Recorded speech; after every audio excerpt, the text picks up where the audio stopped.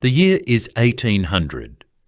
Inside the ancient walls of Genoa, a French army is not just fighting, it is starving. They are completely trapped.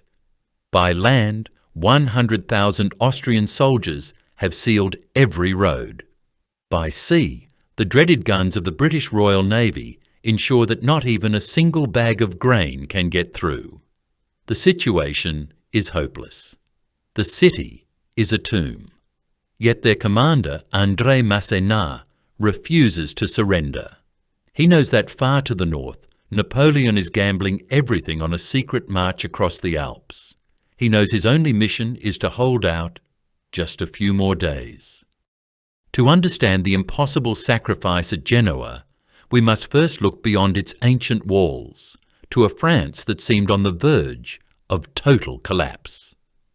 The year 1799 had been a nightmare for the French Republic. The revolutionary fervour that had conquered half of Europe was burning out. A new coalition, the Second Coalition, had formed against them, and this time it included the implacable Russians. Leading them was General Alexander Suvorov, a military eccentric, a tactical genius, and arguably the most feared commander of the age. In a single lightning campaign, Suvorov had stormed through Italy, undoing years of French conquests in a matter of months. The French armies, once victorious, were shattered, demoralised, and broken. By the dawn of 1800, the Republic's forces in Italy were not an army. They were a ragged line of survivors, pushed back against the Ligurian coast, holding on by their very fingertips. Into this national crisis stepped a newly crowned First Consul, Napoleon Bonaparte. He had seized control of France in the coup of 18 Brumaire just months earlier, promising stability, glory, and an end to the chaos.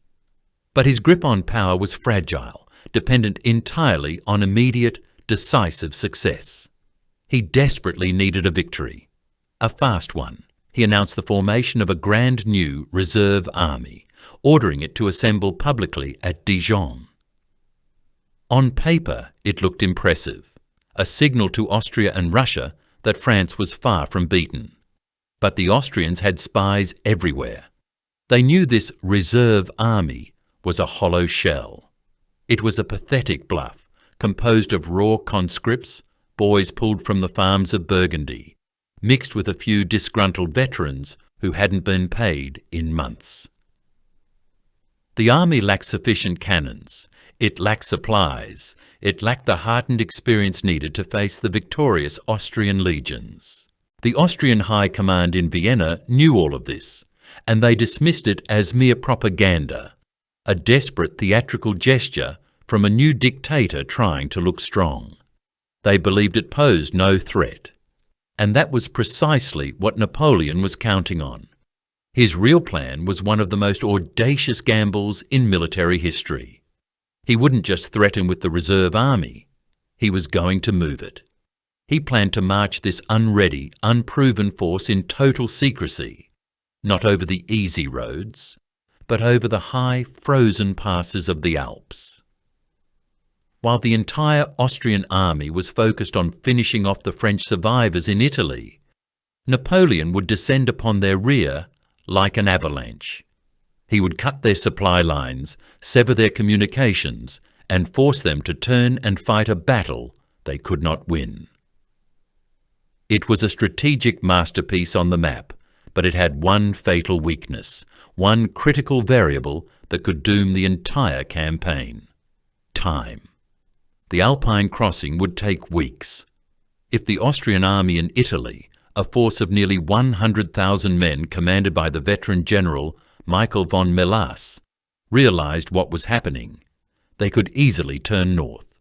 They could crush Napoleon's exhausted, disorganized army as it stumbled, half-frozen and starving, out of the mountain passes. Napoleon's grand gamble only worked if the entire Austrian army remained utterly and completely distracted. He needed them pinned down. He needed their eyes fixed south, focused on one single, desperate, and seemingly obvious objective: the final destruction of the French army of Italy.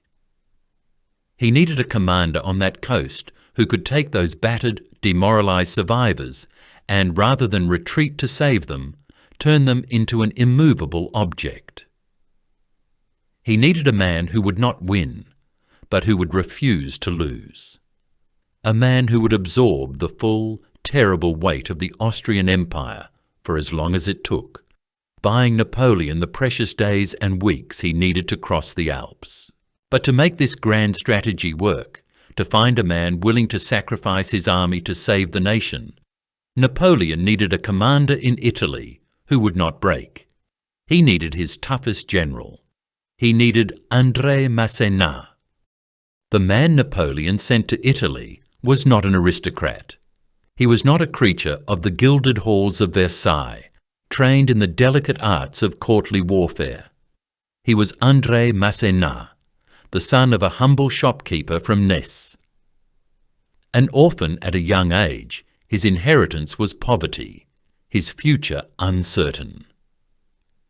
His military education began not in a polished royal academy, poring over maps of ancient battles, but as a 13-year-old cabin boy on the rolling tar-slick deck of a merchant ship. For years, he learned the hard, unforgiving lessons of the Mediterranean. He learned about tides, about winds, about the cold indifference of the sea. He learned about survival. He learned about the cruelty of men far from the law. This experience did not make him polished. It did not make him kind. It made him pragmatic. It made him absolutely ruthless. When the French Revolution erupted in 1789, men like Masséna, men with raw talent but no noble pedigree, saw their chance. The old officer corps, dominated by aristocrats, either fled the country or faced the guillotine.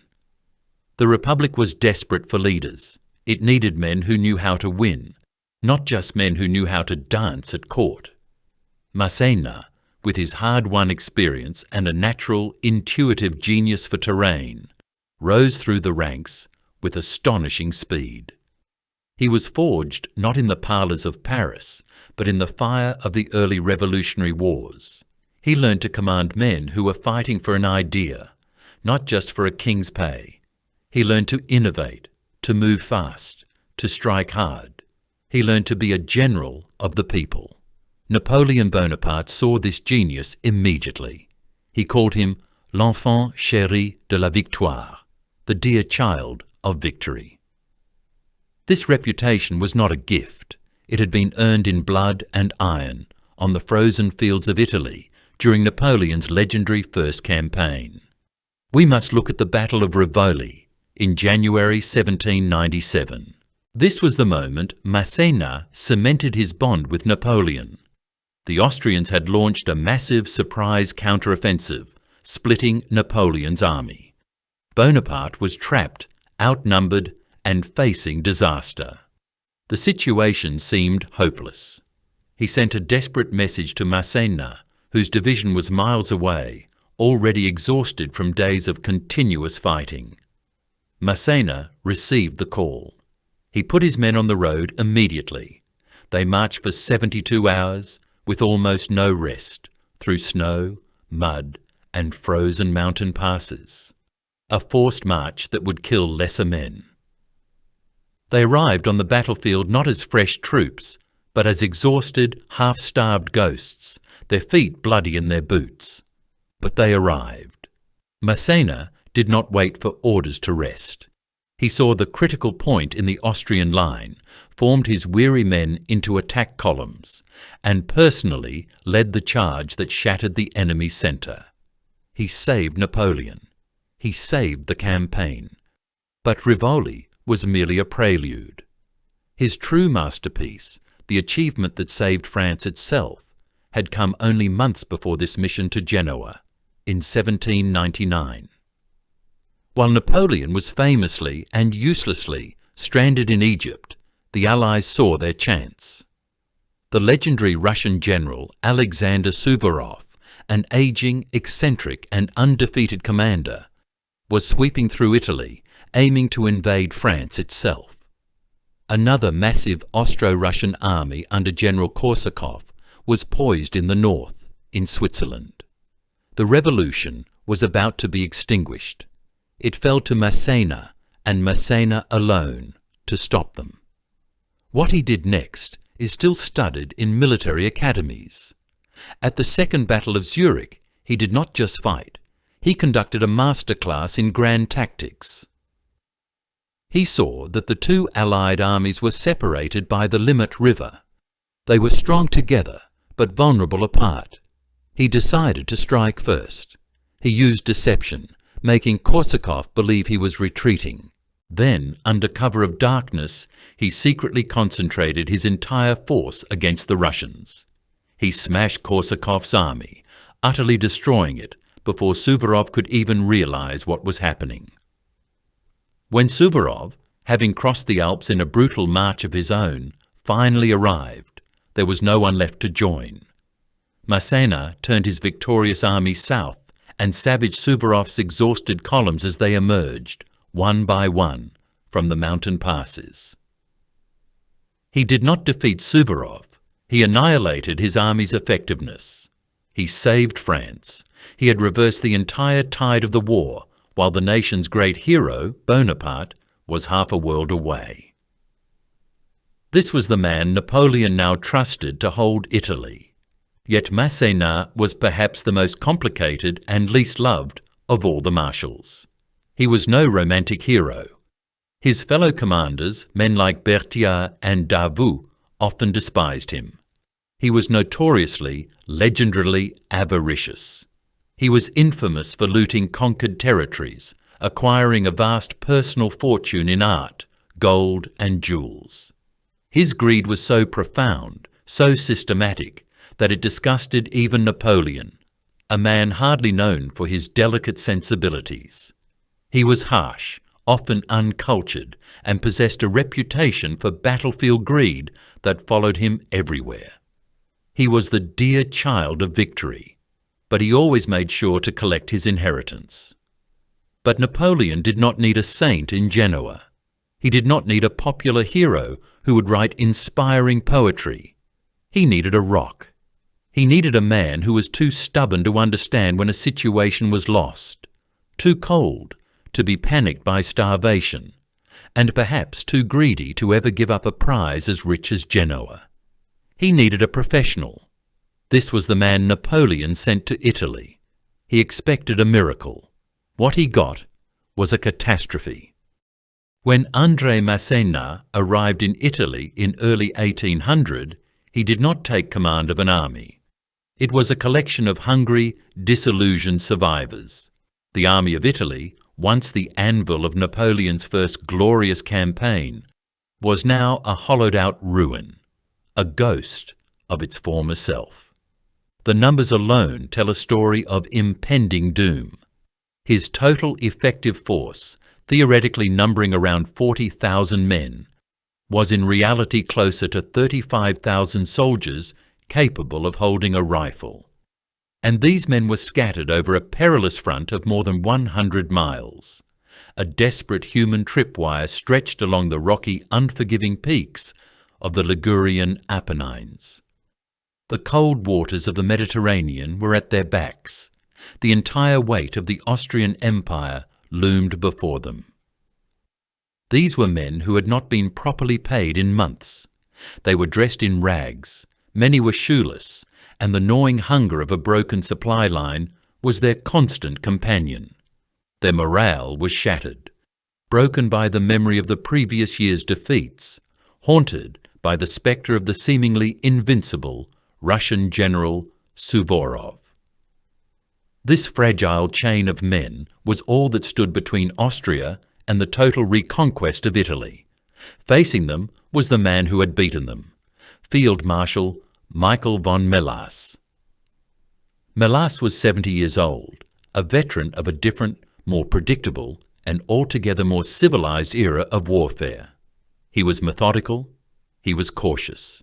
He was a creature of the ancien regime, a general who believed in the crushing mathematical certainty of superior numbers. He saw war as a game of logistics and siegecraft, a grand calculus where the side with the most battalions, the most cannons, and the shorter supply lines would, and should, inevitably win. He was not a fool, but he was a relic, and he was about to face the new chaotic warfare of the 19th century. But on that spring morning his calculations were sound. His numbers were overwhelming. He commanded the Austrian juggernaut, a unified, victorious and confident force estimated at between 90,000 and 100,000 professional soldiers. They were well fed, well equipped, and flush with the righteous arrogance of victory. The odds were not just bad, they were absurd, nearly 3-1. Melas, quite correctly, saw no reason to be clever. He did not need to be. In early April 1800, he decided to end it. He simply gathered his overwhelming strength, aimed it at the centre of Masséna's impossibly thin line, and on April 6th he gave the order to advance. This was not a battle of manoeuvre. It was a tidal wave of white-coated Austrian infantry, a grinding, relentless assault designed to punch a hole straight through to the sea. The target was the coastal town of Savona and the adjacent Cadabona Pass. This was the strategic joint in Masséna's brittle line. The French, outnumbered and stretched impossibly thin, fought with the desperate, bitter courage of men who know they are abandoned. They held the high ground. They used the rocky terrain as a force multiplier. They built crude barricades and inflicted terrible casualties on the Austrian columns ascending the narrow mountain roads. But they could not hold. The sheer, grinding weight of the Austrian numbers was too much. For days the fighting raged in the passes. The French line buckled, it bent, then it broke. The Austrian juggernaut, relentless and methodical, smashed through the French centre at Savona and marched all the way to the coast. The army of Italy was cut in two.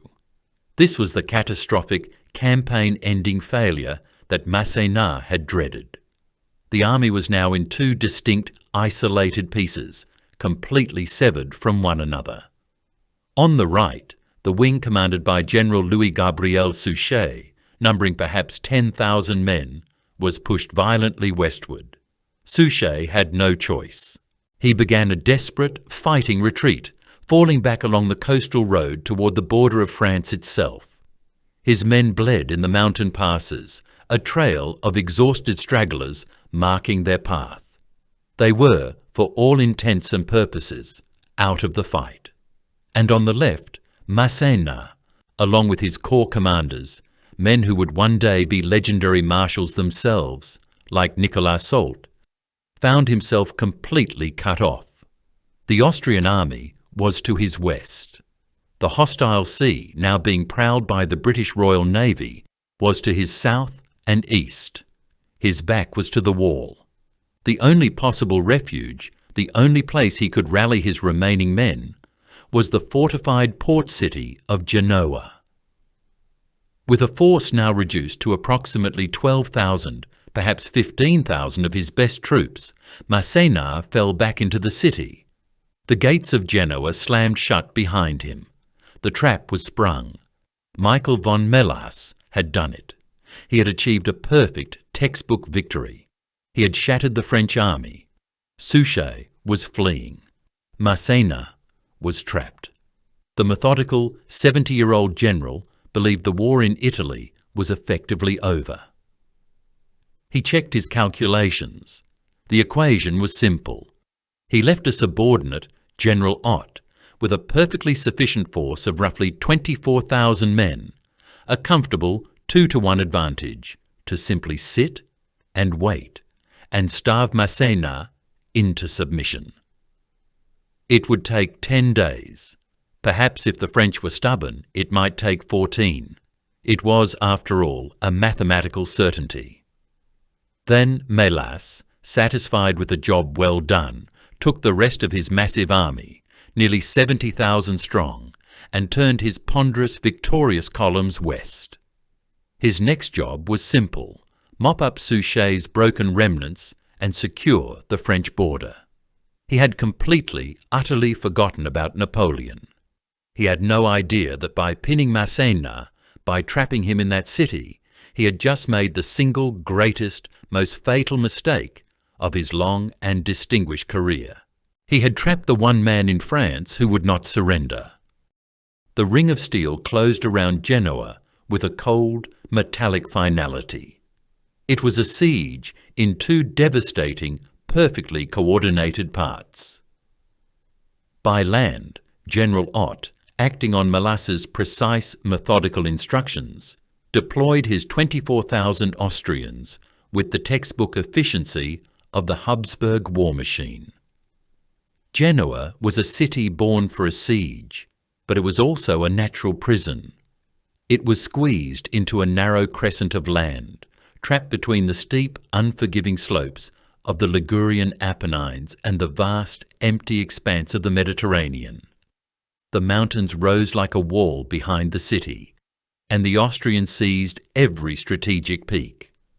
On every height overlooking the city, on every road leading out, the white-coated Austrians began to dig. They established fortified camps, their standards planted defiantly on the heights of Montecreto and Monterati, positions that would become soaked in blood. They built redoubts, their cannons pointing down into the narrow, crowded medieval streets of the ancient port. Austrian sappers, with practiced, patient skill, hauled heavy artillery up winding, treacherous mule tracks, positioning batteries that could rain solid shot and explosive shells down onto the French defenders. No road was left unguarded, no mountain pass was left open. No man, no message, no single bag of flour could get in or out by land. The blockade was absolute, but the landward side was only half of the equation. It was only the first jaw of the vice. The true executioner of Genoa, the force that would turn the screw with relentless, inhuman pressure, would arrive by sea. Patrolling the Ligurian coast was the ubiquitous, inescapable presence of the British Royal Navy. Commanded by the tough, pragmatic and highly effective Scotsman, Admiral Lord Keith, his blockading squadron was a relentless grey wall of ships of the line, frigates and sloops. They sealed the harbour mouth as effectively as Ott's 24,000 men had sealed the hills. Their presence was a constant, menacing reminder of British sea power, a power that had already strangled French ambitions across the globe, from the sands of Egypt to the ice of the North Atlantic. The French soldiers and Genoese citizens could see them from the ramparts, their sails stark white against the blue Mediterranean, pacing back and forth, day and night, in tireless geometric patterns. They were like patient, hungry sharks, waiting for any sign of escape. No friendly sail could enter. No desperate message could get out. No fishing boat could dare to leave the harbour to find food for the starving city. No relief, no hope. And inside this iron circle, Masséna was trapped with his army. But he was not alone. In a terrible twist of fate, he was also trapped with the entire civilian population of Genoa. Estimates from the period vary, as they always do in the chaos of war, but contemporary accounts suggest 50,000, perhaps even 60,000 Genoese souls were locked in with his 12,000, perhaps 15,000 French soldiers. 60,000 hungry mouths, 60,000 sources of dissent, 60,000 potential victims who would soon be competing with his own soldiers for the last handfuls of spoiled grain, for the last diseased rat that scurried through the gutters. This was the true, horrifying nature of the trap. When Masséna had marched his exhausted troops into the city, he had found the granaries almost empty. The city, which had itself been suffering from the disruptions of the war and a harsh winter, was already on the brink. The Genoese officials, caught in an impossible position between the French army they were forced to host and the Austrian army now besieging them, were terrified. They had protested to Masséna, showing him their ledgers, proving with stark, irrefutable numbers that they barely had enough grain for 3 weeks of normal consumption, let alone for a protracted siege supporting a foreign army. Field Marshal Mélas knew this. His intelligence was superb. He had done the arithmetic. He saw a city with over 60, perhaps 70,000 people, provisions for perhaps 20 days at the absolute maximum, and an enemy army that had just been shattered in the field. His calculation was simple. It was brutal. It was perfectly logical. General Ott's mission, therefore, was not to storm the walls. He was not to waste his men's lives in costly, pointless assaults against Genoa's formidable fortifications. His mission was simply to wait. Mélas had calculated that the French garrison, forced to share its meagre supplies with the massive starving civilian population, would begin to break within days. The civilians would riot. The soldiers would mutiny. Masséna would be forced to capitulate. It would take 10 days. Perhaps if the French were impossibly stubborn, it might take 14. It was a sound plan, a logical plan, a plan that, by all the established laws of 18th century warfare, could not possibly fail. It failed to account for only one variable. It failed to account for the character of André Masséna. Mélas expected a conventional defence. He expected a brief professional holdout, followed by a polite, negotiated surrender. He didn't know the man he had just trapped. Masséna's plan wasn't to defend Genoa. It was to attack from it. While Masséna was lighting the first, desperate fires of his active defence hundreds of miles to the north, Napoleon Bonaparte was launching the most audacious and perhaps the most critical gamble of his entire career. He, the First Consul of France, was at the head of his army. But this was not the Grande Armée that would one day conquer Europe from Madrid to Moscow. This was the reserve army, the force that Austria's spies had contemptuously dismissed as a complete joke, a theatrical bluff. And they were not entirely wrong. It was a pathetic collection of perhaps 40,000 to 50,000 men, though some estimates place the number of combat effectives even lower. Many were fresh conscripts, boys pulled from the farms of Burgundy and the streets of Paris, who barely knew how to hold their muskets, let alone march in formation. They were mixed with disgruntled veterans, men pulled from garrison depots, who had not been paid in months and whose uniforms were in tatters. This army lacked sufficient cavalry to scout. It lacked the vast supply trains of a professional force, and most critically, it lacked siege artillery. It was, by all conventional military standards, a paper tiger, and Napoleon was about to lead this paper tiger into the jaws of the Alps. History, of course, remembers this moment through the magnificent, thundering propaganda of Jacques-Louis David. We all see it in our mind's eye, Napoleon, astride a magnificent rearing stallion, his red cloak billowing in the storm, a calm, neoclassical hero pointing the way to victory. He is a Roman emperor, a god of war. It is one of the most famous, most powerful images of leadership ever created. It is also, in almost every respect, a complete and total lie. The reality, as always, was far messier. It was colder. It was more desperate. It was, frankly, more human. Napoleon did not ride a fiery stallion. He rode a humble, sure-footed mule, led by a local peasant guide named Pierre Nicolas d'Orsaz, who he allegedly paid a small fortune. He was hunched against the biting, relentless wind, his hands numb, his famous bicorn hat pulled down low. The crossing of the Great St. Bernard Pass in mid-May of 1800 was not an act of triumphant, effortless glory. It was an act of agonizing human endurance, a logistical nightmare that tested the limits of an entire army. This was not a road.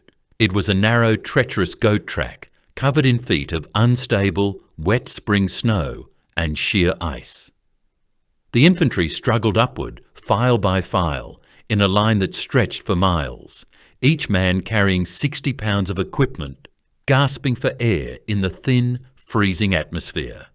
They suffered from snow blindness, the sun reflecting off the white expanse until their eyes burned. They suffered from frostbite, their fingers and toes turning black in their worn-out boots.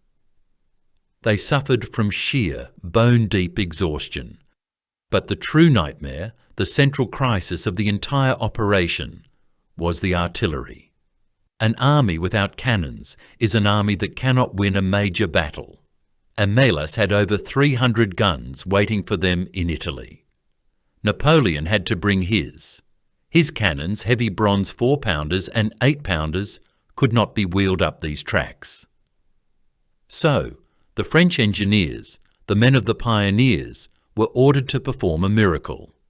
They felled thousands of pine trees, hollowed them out to create crude log sleds, or traîneaux. They disassembled the cannons, placing the heavy, multi-ton barrels onto these sleds. The wheels and carriages were taken apart, piece by piece, and strapped to the backs of mules. And then the soldiers, the infantry, the gunners, the conscripts harnessed themselves to these sleds with ropes, 100 men, to a single cannon. They pulled. They slipped in the ice. They fell into deep snowdrifts. Men died in this ascent, crushed by runaway guns that slipped their ropes or vanishing into crevasses. Many simply lay down in the snow, their bodies giving out, freezing to death in the pass. They called this section the Mountain of Sorrows, for a reason. The ascent began on May 15th. The army moved in sections, a long, disjointed serpent of men and mules. It took over 5 days until May 20th for the main body to struggle over the pass and begin the equally treacherous descent into the Aosta Valley. And every single day, every agonizing hour spent hauling those guns over the ice, Napoleon's mind was not on the mountain before him. It was fixed with obsessive, terrifying focus on Genoa. His entire grand strategy, this brilliant, complex, almost insane move to strike the Austrians from behind, depended on one single assumption, that Michael von Melas would stay in the south. He needed the Austrians to remain fixated on the prize of Genoa. He needed them to keep their massive army committed to starving Masséna, to tying down their best troops in what they believed was the decisive theatre. Napoleon was in a desperate race against time. The Alps were the first opponent, Melas was the second, and Masséna was the fuse. If Masséna held out, if he could perform the impossible and keep that massive Austrian army occupied, Melas would stay put. Napoleon would then emerge into the Po Valley behind an enemy that was facing completely the wrong way. But if Masséna surrendered too soon, if Genoa fell in the 10 or 14 days Melas had predicted, then the Austrian general, realizing his front was suddenly, miraculously clear, would be free to turn his entire 70,000-man army north. He would catch Napoleon's exhausted, disorganized, and half-equipped army as it stumbled out of the Alps, 1 battalion at a time. They would be annihilated before they could even form a line of battle. The reserve army would be destroyed. The war would be lost. And Napoleon Bonaparte's rule over France, only months old and built on a promise of victory, would end in catastrophic, humiliating failure. Everything depended on Genoa. Everything depended on Masséna. Every day that Masséna defied the Austrians, every rat his men were forced to eat, Every desperate, bloody charge he led from the city gates was another precious day Napoleon needed to drag his cannons over the ice. The clock was ticking, and its hands were being pushed by a starving army in a besieged city. Melas expected a passive defence. He expected the man who had saved France at Zurich to sit quietly behind stone walls, manage his dwindling rations, and wait for the inevitable, honourable starvation. He had profoundly misunderstood the man he had trapped. For André Masséna, a passive defence was simply a slow, humiliating, and methodical way to die. It was to concede the initiative.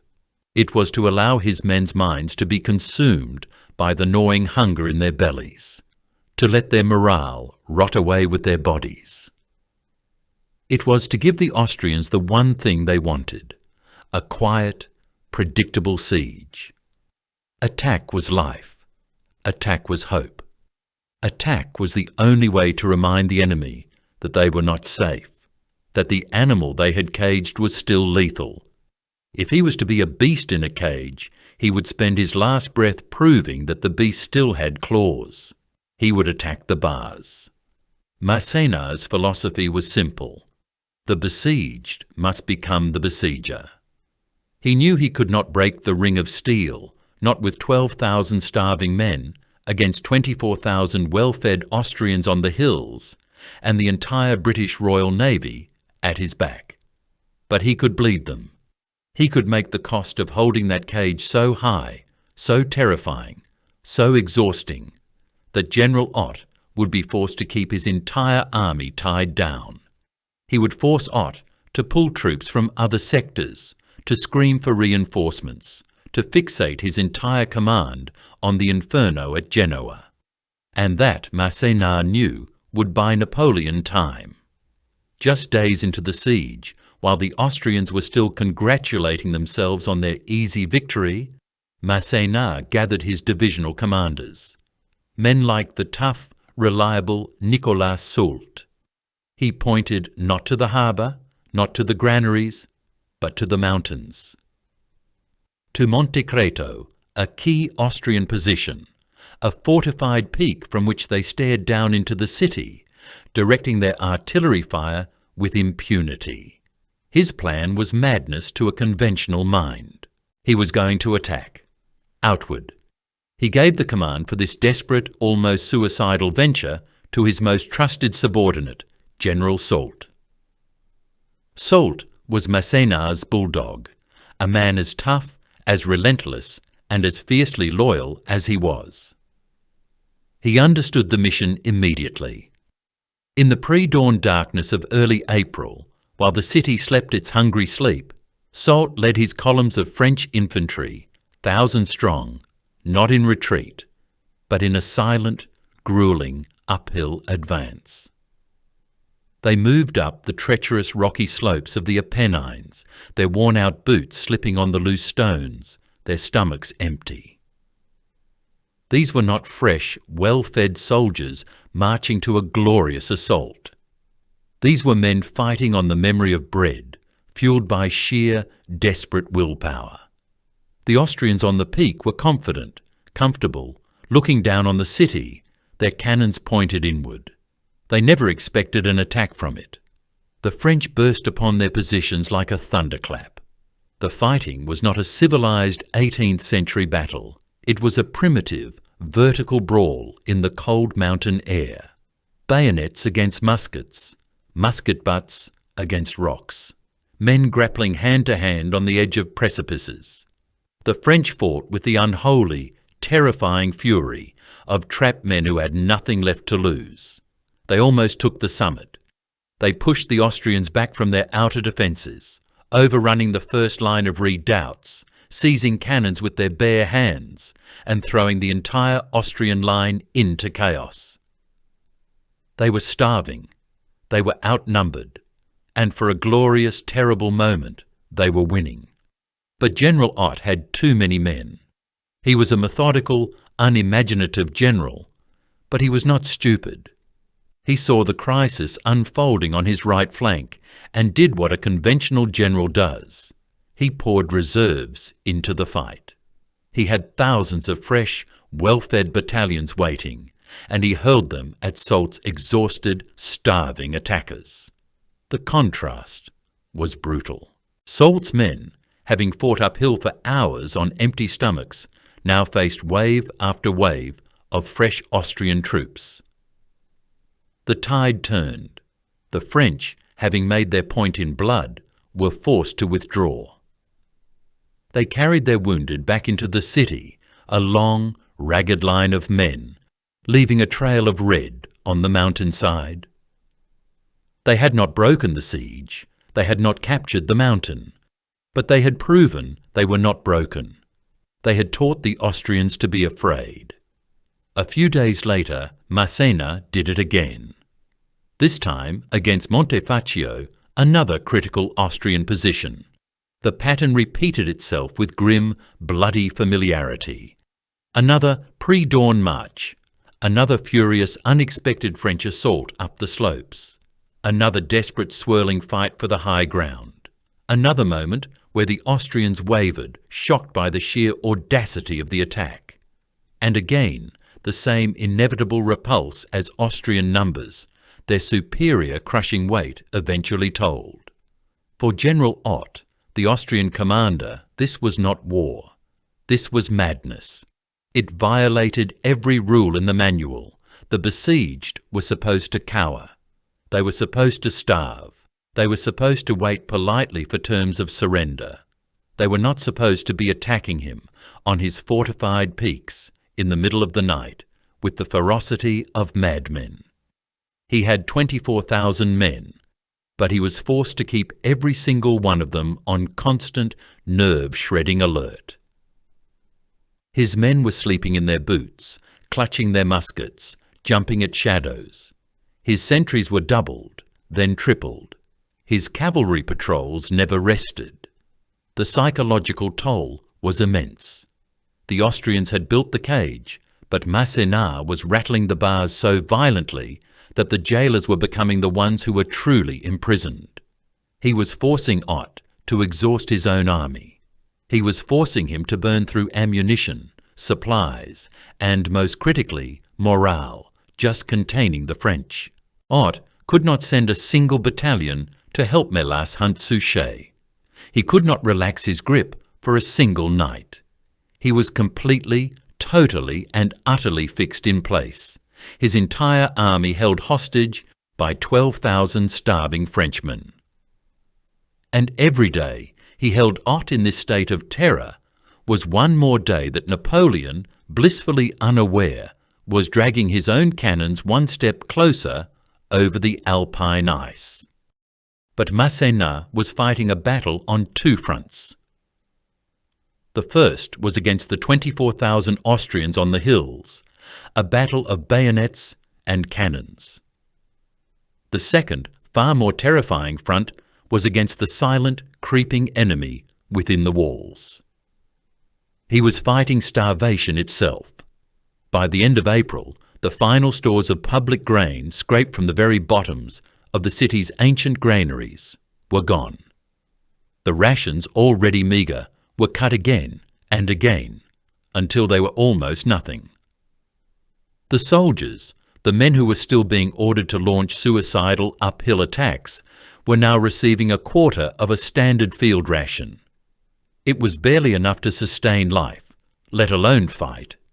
But for the 50,000, perhaps 60,000 trapped Genoese civilians, it was far worse. They received almost nothing. As May began, the city began to die. The true medieval horror of the siege descended upon Genoa. It started quietly. The markets, once vibrant with fish and olive oil, fell silent. The shops were boarded up, their owners having nothing left to sell. Then the begging began. At first it was just the poor, the dock workers, the families with no private stores, their children too weak to cry, their hands held out in a silent, desperate plea. Soon it was everyone. Well-dressed merchants, their fine clothes hanging loose on their emaciated frames, were seen picking through gutters for single, discarded beans. The elderly and the very young were the first to go. They died in their homes, in the dark, cold churches where they had gone to pray for deliverance, and in the streets, especially in the streets. The city, unable to cope with the sheer number of dead, ceased all normal burials. Carts, driven by men who were themselves ghosts, rumbled over the cobblestones day and night, collecting the bodies. They were taken to the harbour and rowed out, where they were simply tipped into the water, a constant, grim offering to Admiral Keith's blockading fleet. The sea, once Genoa's source of wealth, had become its graveyard. For the soldiers, Masséna knew he had to provide something, if only the illusion of food, to maintain the iron discipline required to man the walls. He ordered the city's remaining resources to be scraped together. There was no more grain. There was no more flour. So they improvised. They emptied the warehouses of the port. They found sacks of linseed, normally used for making oil. They found cocoa beans, a luxury item now worthless as food. They found barrels of almonds and old, forgotten chests of starch. They ground it all together into a grey, noxious powder. They mixed this powder with water and a little honey, if they were lucky, and baked it into small, hard loaves. This was the bread of Genoa. It was bitter. It was oily. It had the consistency of sawdust and glue, and it offered almost zero nutritional value. But it was something to put in a man's stomach. It was something to chew. The soldiers ate it, and it wrecked their insides, causing agonizing cramps and dysentery. But they ate it, because the only alternative was to eat nothing at all. When this foul mixture ran out, the true desperation began. The city consumed itself. Masséna gave the order that his officers had been dreading. The cavalry horses were to be slaughtered. These were not just animals. They were the army's mobility, its pride. The cavalrymen, the chasseurs à cheval, wept as they led their mounts to the slaughterhouses, but they were too hungry to refuse the stringy, tough, half-rotten meat. Once the horses were gone, they hunted the city's dogs. They hunted the cats. They set traps in the sewers and alleys for the rats. A large rat became a prize, sold for an exorbitant sum, a feast for a family that had not seen meat in a month. People boiled leather scraps, pulling straps from old harnesses. They scraped mould from damp walls. They ate weeds and leaves gathered from the city's small gardens, until the gardens themselves were just bare, black earth. And with the famine came its twin sister, disease. The city was a perfect breeding ground. Tens of thousands of people, their bodies weakened by hunger, were crammed together in increasingly unsanitary conditions. The water supply, always precarious, became contaminated by the dead and the dying. Typhus, spread by lice, began to sweep through the crowded barracks. Men who had survived Austrian bullets now died in their bunks, consumed by raging fevers and delirium. Cholera and dysentery, the diseases of bad water and starvation, ravaged the civilian population. The hospitals, overflowing and completely without medicine, became little more than way stations for the dead. The air grew thick with the stench of sickness and decay, a smell that the salt wind from the sea could not wash away. Through all of this, André Masséna remained unmoved. He was a rock. He shared the rations. He ate the same vile bread as his men. But his will was absolute. He knew that the moment his discipline broke, the city would fall, not to the Austrians, but to itself. He issued draconian orders. Any soldier caught looting food, any man who deserted his post, any civilian found hoarding, was to be brought before a summary court-martial, and he meant it. He ordered several of his own soldiers, men who had fought with him at Zurich and Rivoli, to be shot in a public square as an example to the others. He was an iron fist in a starving city, holding the chaos at bay through sheer terrifying force of personality. He knew the city was dying. He knew his men were dying. He was sacrificing them one by one to the ticking clock of Napoleon's campaign. He was not just fighting the Austrians anymore, he was fighting human nature itself. By mid-May, the army was no longer a functional fighting force. The men were too weak to launch their furious sorties. They could barely stand on the ramparts, their muskets feeling impossibly heavy in their skeletal hands. The city was a graveyard. The army was broken. But André Masséna would order one last desperate attempt to break out. The city was eating itself. By mid-May, Genoa was no longer a functioning city. It was an open tomb, a sprawling, horrific laboratory of human suffering. The bread of starch and linseed had run out. The last of the city's horses had been slaughtered and consumed, their sinewy meat sold for astronomical prices. The last of the rats had been hunted from the sewers, their price in the starving market now equivalent to a soldier's entire monthly pay. The civilian population was now dying in the streets at a rate of hundreds per day, their bodies left unburied until the death carts, themselves pulled by skeletal men, could make their rounds. The French army was a collection of walking skeletons. Soldiers stood guard on the ramparts, leaning against the cold stone walls for support, their iconic blue uniforms hanging on them like tattered sacks.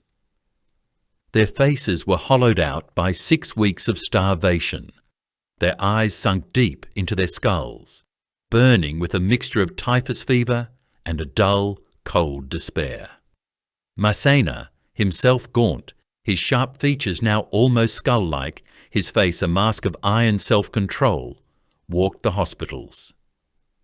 He saw men who had been with him at Rivoli and Zurich, men who had crossed mountains and rivers, now lying on filthy straw, too weak to lift a hand to brush away the flies that gathered on their faces.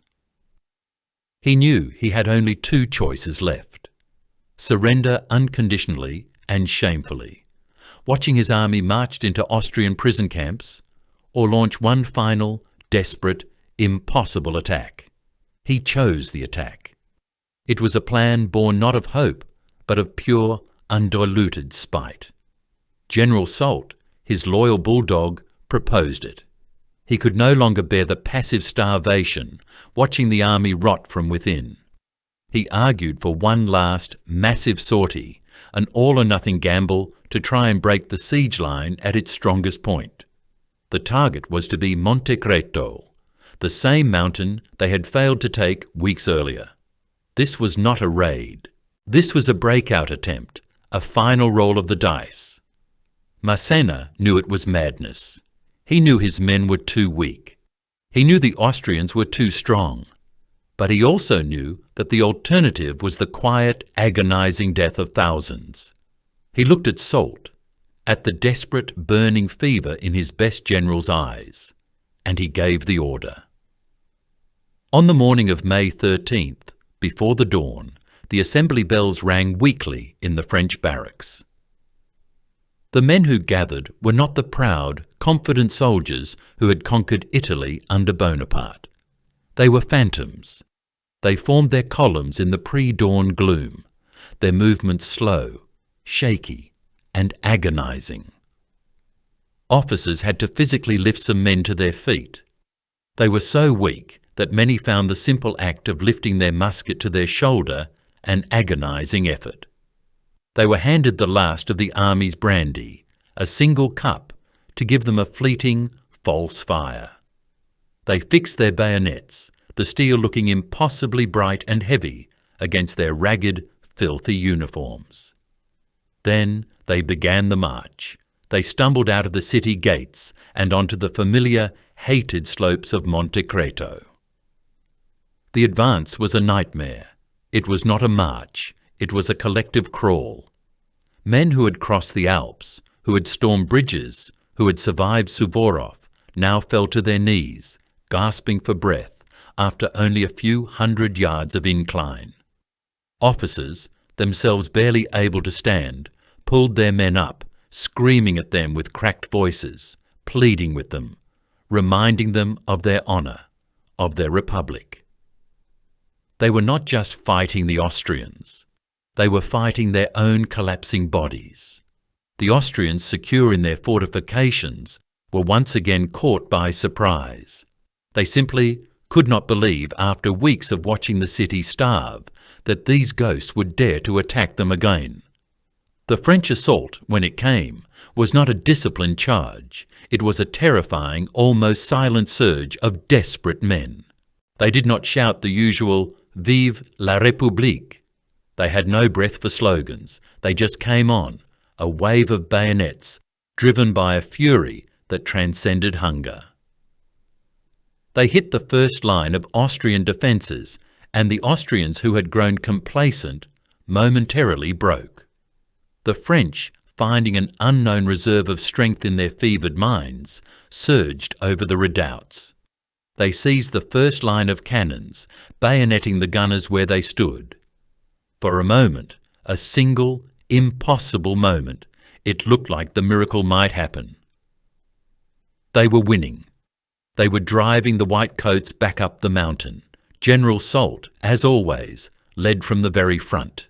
He was in the thick of the fighting, his sword in hand, personally directing the assault on the second stronger Austrian line. He saw the enemy wavering. He knew one more push, one more surge of will, could break them completely. He raised his sword to signal the advance, a rallying point for his exhausted men. At that exact moment, an Austrian skirmisher, hidden behind a rocky outcrop, took careful aim. A musket ball smashed into Soult's right leg, shattering the bone just below the knee. He collapsed instantly. His men saw him fall. A cry of despair, a terrible, wailing sound, went up. The one man who was driving them forward, their bulldog, their inspiration, was down. As Soult fell, a second Austrian volley tore through the disorganized French ranks. The attack, which had been running on pure adrenaline and desperation, faltered. The momentum was lost. The Austrians, seeing their attackers hesitate, seeing the French officers clustering around their fallen general, realized their opportunity. They counterattacked. They came on with the bayonet, fresh, well-fed, and screaming. The French broke. The desperate courage that had carried them uphill evaporated. They were no longer heroes. They were just starving, terrified men whose leader was gone. The retreat turned into a rout. They scrambled back down the mountainside, abandoning the cannons they had just captured, abandoning their wounded, abandoning their honour. General Ott's cavalry, which had been waiting for just such a moment, now charged from the flanks, cutting them down as they fled. The Austrians surged forward, surrounding the small group of officers trying to defend their fallen general. They captured the wounded, bleeding and furious Nicholas Soult, who lay helpless on the mountainside. It was a catastrophe. The French limped back into Genoa, but they were no longer an army. They were a defeated mob. They had lost thousands of their best remaining fighting men. They had lost their most aggressive general. They had lost their last agonizing sliver of hope. When the news reached Masséna in his headquarters, he showed no emotion. He listened as a devastated officer, his uniform covered in blood and dirt, reported that the attack had failed, that thousands more were lost, that General Soult himself was now a prisoner of the Austrians. Masséna, the child of victory, simply nodded. He knew what this meant. The final, desperate, bloody gamble had failed. His army was broken. His men were too weak to even lift their rifles, let alone launch another attack. The city was dying. The fight was over. He could no longer attack the bars of his cage. He could only wait. The Austrians knew it too. General Ott, now holding Soult as his prisoner, knew that Masséna had played his last card. All that was left was the final, inevitable surrender. The Austrians knew they had won, but André Masséna had one weapon left, his sheer, unadulterated arrogance. The city was dead. The silence in the streets was broken only by the weak cries of the dying and the occasional, almost lazy, thump of an Austrian mortar. The sorties had stopped. The gunfire from the ramparts had fallen silent. Inside his headquarters at the Palazzo Doria, André Masséna, the child of victory, was a shell of a man. He was emaciated, his skin stretched parchment-tight over his sharp, aquiline features, his uniform hanging on his skeletal frame. He had held out for 60 agonizing days. He had sacrificed, by some estimates, nearly 20,000 Genoese civilians and perhaps 4,000 of his own soldiers to starvation, typhus, and the bayonet. He had lost his best general. He had failed his last desperate attack. He had done everything a man could do, and he had lost. Now he had nothing left. Nothing except his indomitable will and one final, audacious bluff. In early June, he finally, reluctantly, agreed to meet the Allied commanders. The scene of the negotiation was a study in contrasts, a moment of pure military theatre. The Allied delegation arrived at the rendezvous point, a small chapel on the bridge of Cornigliano, which marked the desolate no-man's land between the French lines and the Austrian camp. General Ott, the Austrian commander, arrived looking, if not triumphant, at least profoundly satisfied. He was a conventional general, a man of the old school, who had done his job by the book. He had followed his orders. He had laid the siege. He had waited. And the enemy had starved. He now expected the conventional reward, the unconditional surrender of a defeated enemy. With him came the real power in the region, the British commander of the blockade, Admiral Lord Keith. Keith was a different breed entirely, a pragmatic, cynical, intelligent Scotsman. He was the master of the sea, just as Ott was the master of the land. He understood the bigger picture. He knew Napoleon was somewhere in Italy, and he knew that every day spent haggling with a starving general in Genoa was a day Melas was not facing Bonaparte. They were well fed. Their gold-braided uniforms were clean. They were the conquerors. And then André Masséna arrived, supported by his staff, who looked more like his pallbearers. He walked slowly, every step an effort. But his eyes were not the eyes of a defeated man. They were the eyes of the victor of Zurich, burning with a cold, unyielding fire. He sat at the table. He did not ask for terms. He waited. General Ott, perhaps uncomfortable, began the proceedings. He offered the terms. They were simple. They were standard. They were what any defeated army would expect. Unconditional surrender. The French army would march out, lay down its arms, and be taken as prisoners of war. The city would submit to Austrian rule. Masséna listened to the translator. He did not move. He simply stared at Ott, his gaze so intense the Austrian general reportedly shifted in his chair. Then Masséna spoke, his voice weak from hunger, but laced with pure, undiluted venom. "Surrender?" he rasped. "You speak to me of surrender?" He slammed his bony fist on the table, a sudden, shocking explosion of energy from a man who looked half dead. He pushed himself to his feet, his staff rising with him. He told Ott that he was not here to discuss surrender. He was here to discuss evacuation. He was not a prisoner. He was a commander.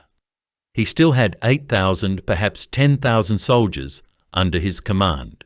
He exaggerated the number, they all did, who had proven they would rather die than submit. He painted a picture for the Austrian general, a picture of what would happen if Ott refused his terms. "My men," Masséna hissed, in words that would become legend, "have eaten everything. They have eaten your cavalry horses. They have eaten the city's dogs. They have eaten the rats from the sewers. They have eaten the leather from their harnesses. All that is left," he paused, looking Ott dead in the eye, "is their boots. And then they will eat each other if they must. But they will not surrender."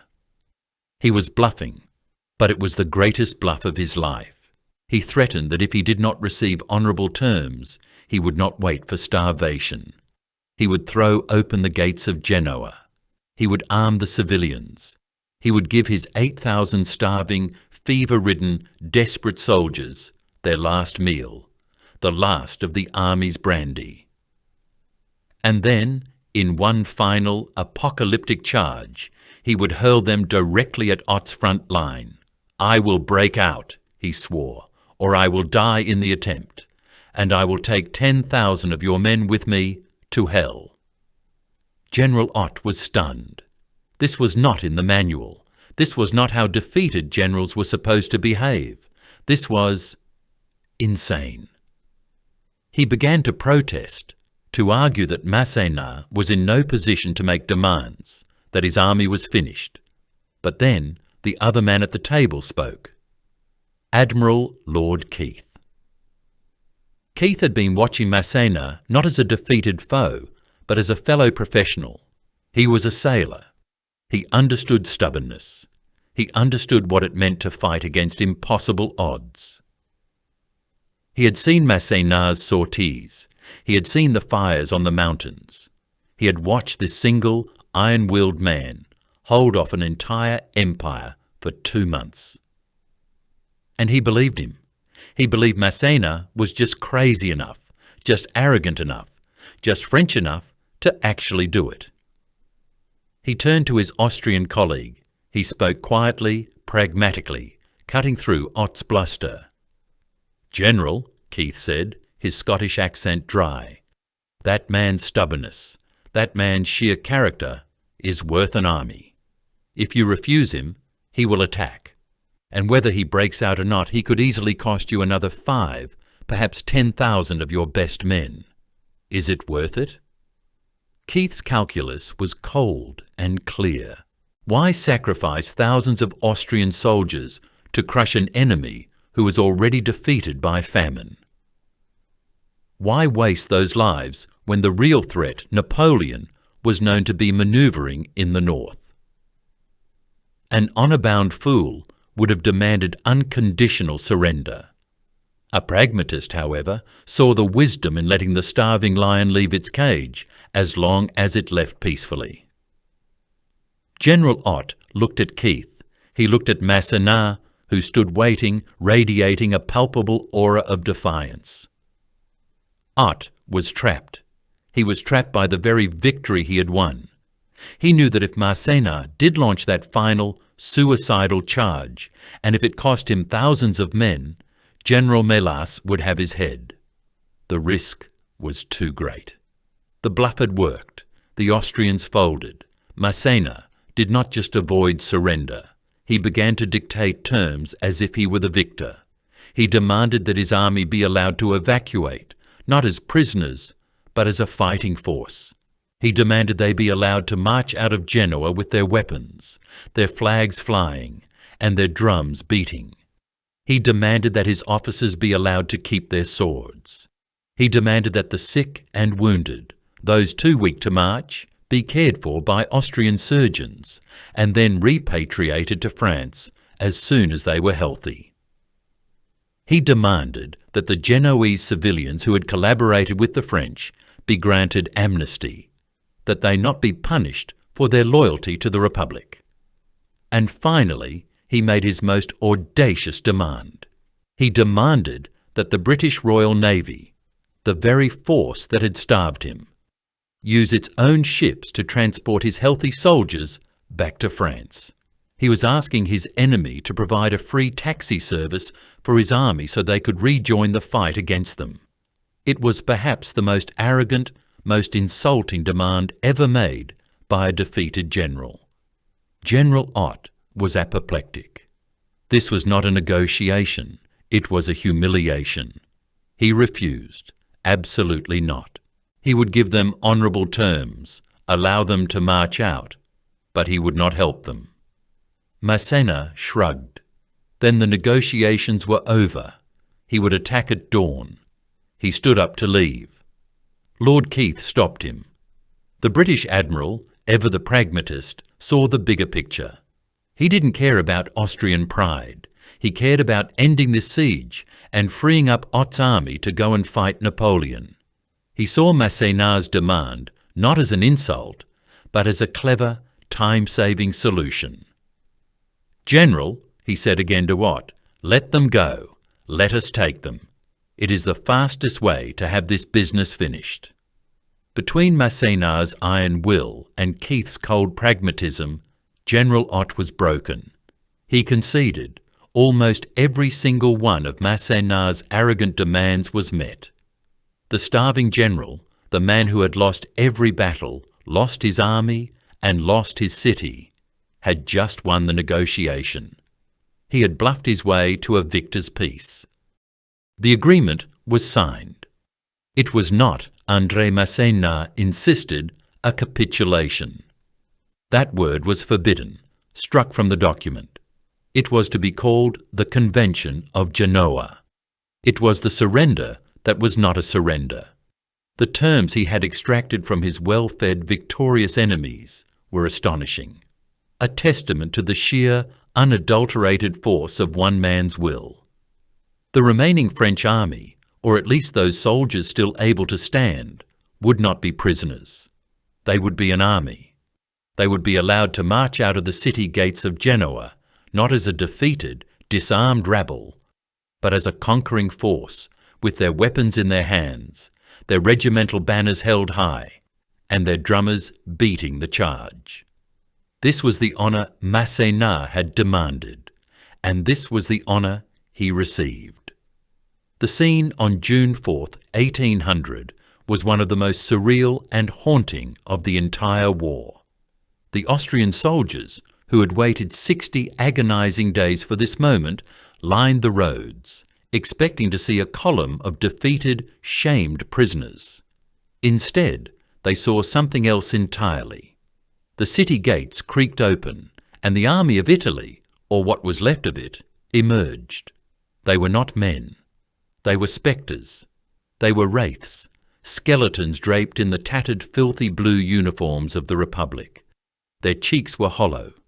Their eyes were sunk deep into their skulls, burning with a mixture of typhus fever and a cold, terrible pride.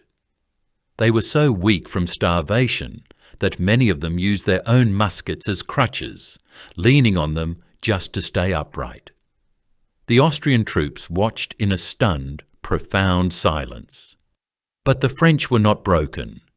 They walked, or rather staggered, with their heads held high. Their drummers, skeletal boys whose arms were barely strong enough to lift the sticks, beat a weak but defiant rhythm. Their flag-bearers, clutching the tattered, shot-torn silk banners of Rivoli and Zurich, stumbled forward, refusing to let the colours touch the dust.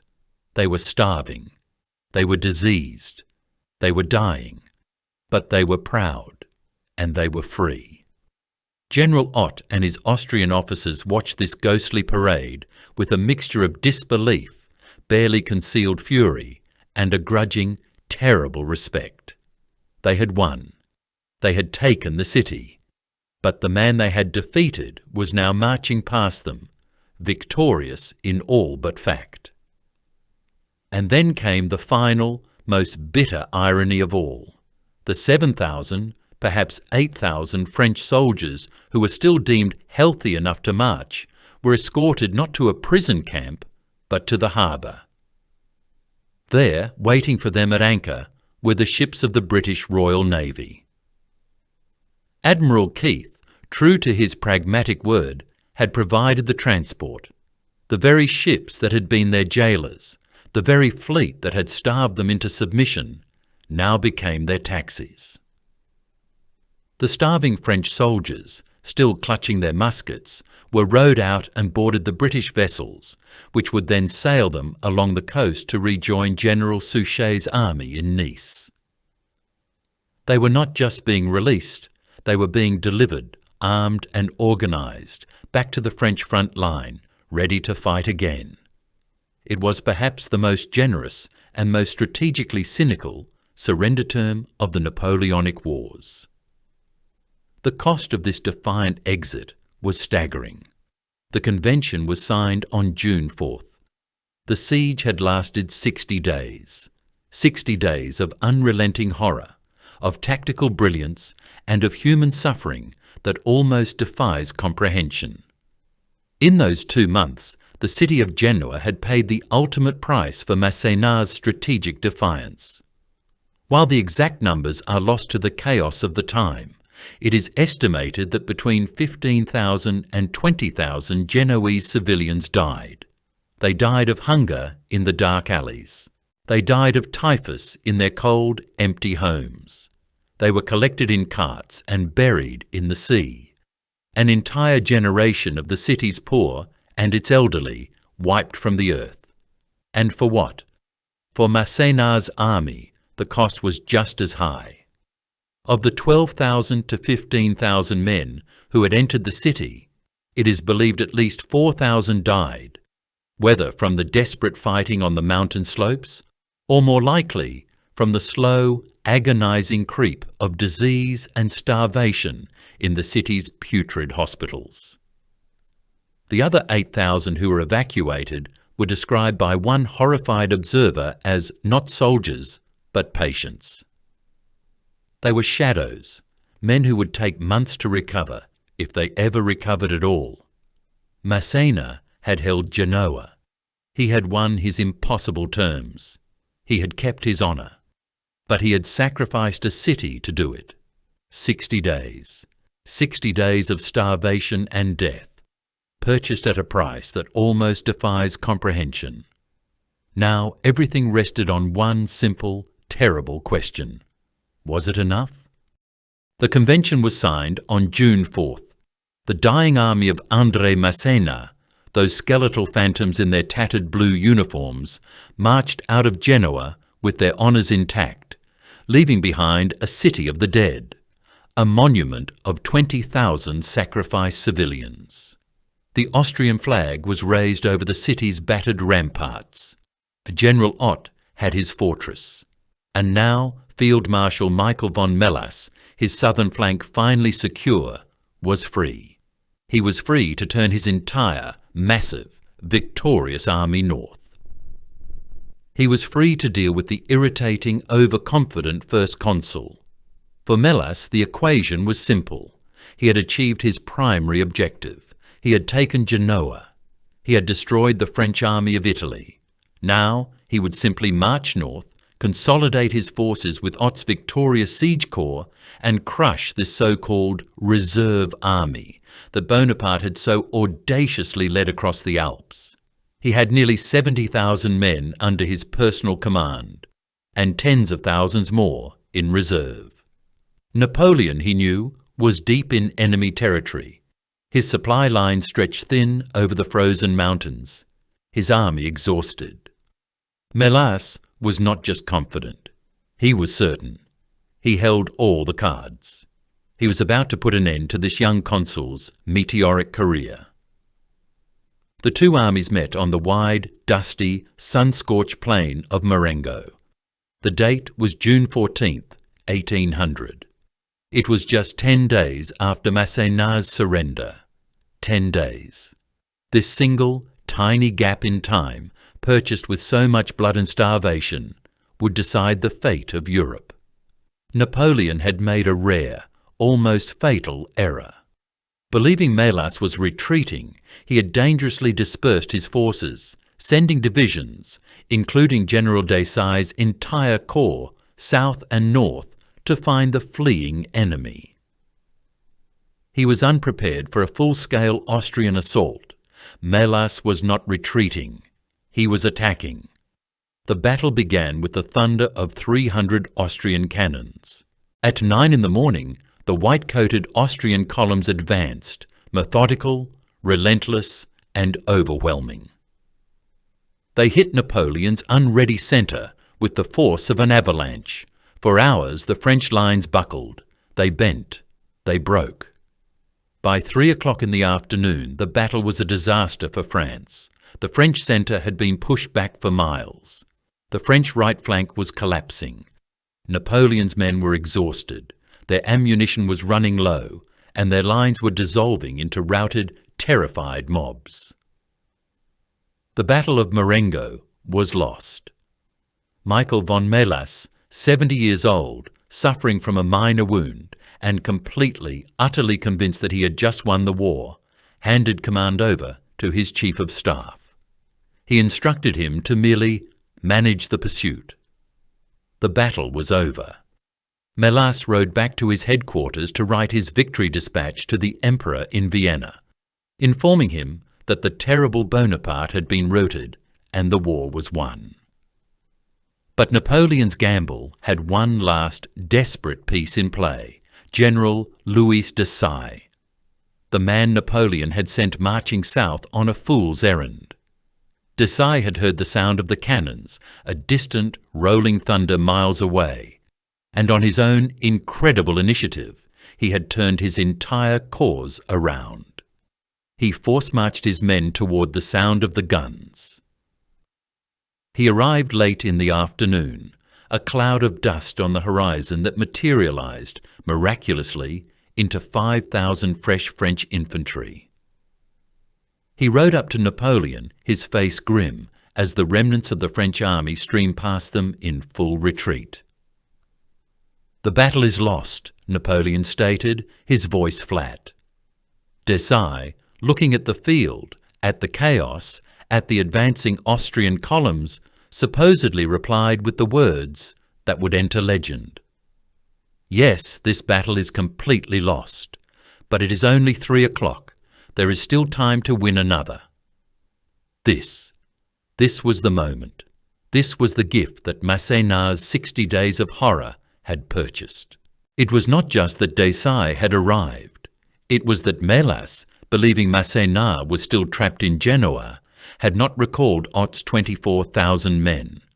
They were still miles away, celebrating their victory over a starving garrison. Melas was fighting Napoleon with only part of his army. Napoleon reformed his line, using Desailles' fresh troops as an anchor, a rock against which the Austrian tide would break. He gathered his last cannons. He waited. The Austrians advanced for the final kill, but they were no longer in perfect, disciplined formation. They were in pursuit columns, confident, arrogant, and disorganized. At that precise, fateful second, General Kellerman the Younger, commanding a few squadrons of heavy cavalry, perhaps 500 men in total, saw an opening. He saw the flank of the main Austrian infantry column, marching along the road, completely exposed. He did not wait for orders. He took the initiative. He signalled the charge. Kellerman's 500 heavy cavalry hit the 6,000-man Austrian column like a cannonball. It was a perfect, devastating flank attack, one of the most famous charges in history. The victorious Austrian battalions, caught completely by surprise, unable to form square, simply evaporated. They shattered. They broke. They ran. The panic was instantaneous and total, spreading like fire through the entire Austrian army. The French, seeing this, rallied. Desailles' fresh troops advanced. The routed, a moment before, found their courage. The entire battle reversed itself in 15 minutes. The Austrians, victorious just moments before, were now a terrified, fleeing mob. The French counterattack was relentless. The battle was won. This was the payoff. This was what the siege of Genoa had been for. The victory at Marengo was absolute. The Austrians were so completely broken that Michael von Melas, in a state of shock, signed an armistice the very next day. He agreed to withdraw all Austrian forces from Italy. Napoleon, in a single, brutal afternoon, had retaken the entire continent. But that afternoon was only possible because of the 60 days that preceded it. If Masséna had surrendered on May 20th, as Melas had expected, if he had given up after only 40 days, Melas would have been able to march north and join his main army with General Ott's 24,000-man corps before Napoleon was ready. He would have faced Napoleon at Marengo not with a confident, disorganized pursuit force, but with an overwhelming, consolidated army of nearly 100,000 men. Napoleon's tiny reserve army would have been cornered, trapped, and annihilated. The war would have been lost. The sacrifice of Genoa, the starvation of 20,000 civilians, the loss of 4,000 French soldiers, all of it had purchased 10 days. 10 days. And those 10 days were just enough time for Desailles to arrive, just enough time for Kellerman to find his opening. The siege of Genoa was a tactical defeat that secured one of the greatest and most critical strategic victories of Napoleon's entire career. Napoleon would, of course, claim the miracle of Marengo as his own personal triumph.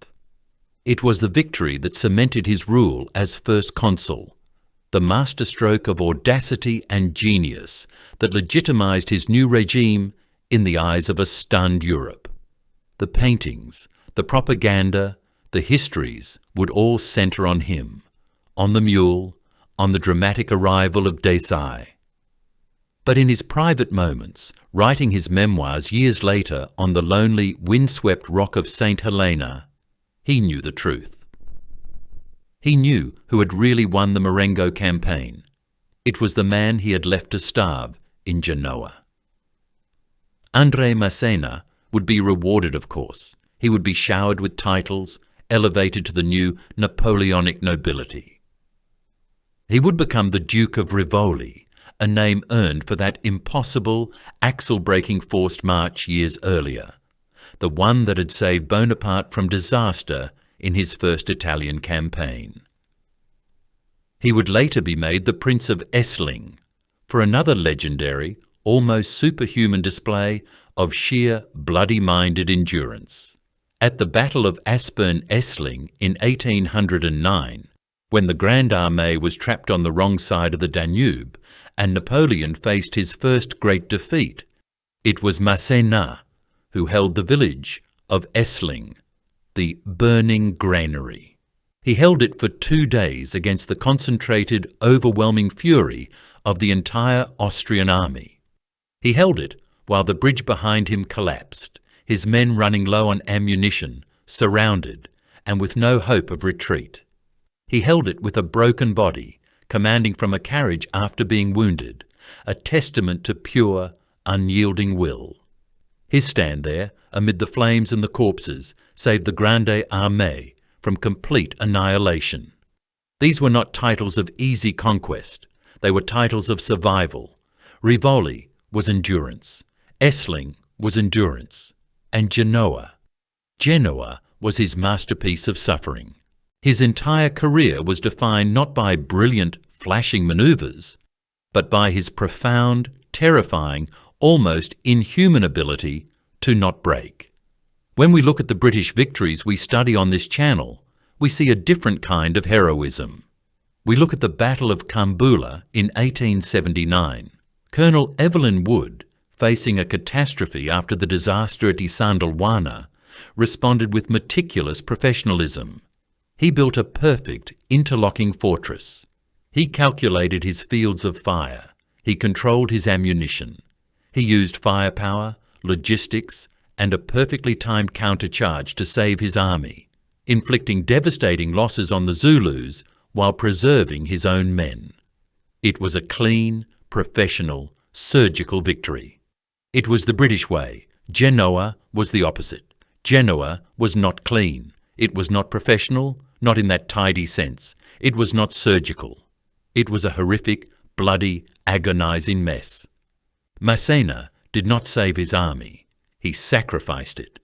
He consciously, deliberately, fed his 12,000 soldiers, piece by piece, into the grinding gears of the Austrian siege. He sacrificed the 20,000 civilians of Genoa as unavoidable, tragic collateral damage. Their deaths a necessary price for the survival of France. He lost his best general. He lost 4,000 of his own men. He lost the city. He lost everything, except time. Colonel Wood at Kambula saved his command. André Masséna at Genoa sacrificed his command to save Napoleon's. This is his true, complicated, and often overlooked legacy. Napoleon understood this, even if he rarely admitted it publicly. The two men had one of the most complex relationships of the era. Napoleon was often openly, visibly disgusted by Masséna's legendary greed. He was a notorious, shameless plunderer who looted Italian art, gold, and jewels on a scale that shocked even the other marshals, who were hardly choir boys themselves. Napoleon mocked his lack of polished education, his rough, provincial manners, his inability to speak French without a thick Italian accent. He was, in many ways, an embarrassment to the polished new imperial court. But when the campaign was desperate, when the army was broken, when the situation seemed utterly, mathematically hopeless, when the enemy was at the gates and the bridge was collapsing, there was only one man he trusted. There was only one man he knew, from years of shared experience in the smoke and the fire, who possessed the raw, cold, inhuman will to stand his ground when all others fled. He called Masséna the Rock. He was the anchor of the army. And at Genoa, that rock, though it was ground down to dust by the Austrian tide, held back the avalanche long enough for Napoleon to change the world. The final image of the siege is not one of glory. It is not the triumphant, impossible painting of Bonaparte crossing the Alps on his rearing white charger. The true image of the Marengo campaign, the one that mattered, is the skeleton of a French grenadier, his uniform in tattered rags, his musket used as a crutch, marching proudly out of a starving city, his honour intact, having bought his emperor 10 critical, agonizing days. He lost the city to save the war.